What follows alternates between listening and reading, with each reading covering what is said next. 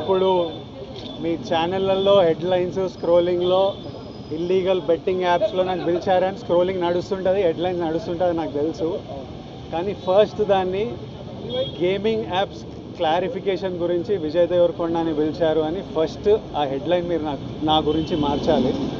ఎందుకంటే betting apps investigation తప్పకుండా నడుస్తుంది. కానీ మనని పిలిచింది వాళ్ళకు కూడా తెలియదు మన పేరు ఎందుకు వచ్చిందో. బట్ మన పేరు వచ్చినందుకు వాళ్ళు వెరిఫికేషన్ చేసుకొని వాళ్ళ డెలిజెన్స్ తీసుకోవాలి. మనం చేసింది గేమింగ్ యాప్స్కి ఎండోర్స్మెంట్. గేమింగ్ యాప్కి బెట్టింగ్ యాప్కి అసలు సంబంధమే లేదు.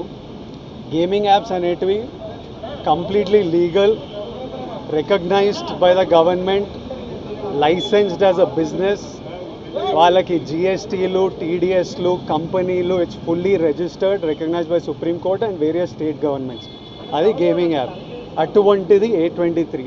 ఇప్పుడు క్విక్గా డౌట్ ఉన్న వాళ్ళకి క్విక్గా మీరు గూగుల్లోకి వెళ్ళి టాప్ గేమింగ్ యాప్స్ అని కొడితే కొన్ని వస్తాయి. A23తో సహా My11 సర్కిల్, Dream11, NPL, జుపీ ఇట్లాంటివి కొన్ని వస్తాయి.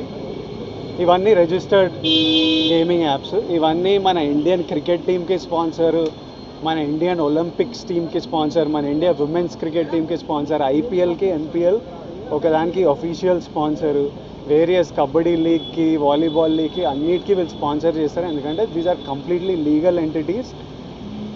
ఇండియన్ ఒలింపిక్స్ టీమ్కి స్పాన్సర్ చేయాలంటే లీగల్ ఉండాలా వద్దా? సో ఫస్ట్ ఆఫ్ ఆల్ ఈ గేమింగ్ యాప్స్ని, ఇల్లీగల్ బెట్టింగ్ యాప్స్ని మీరు సపరేట్ చేయాలి. అది జర్నలిస్ట్గా మీ రెస్పాన్సిబిలిటీ.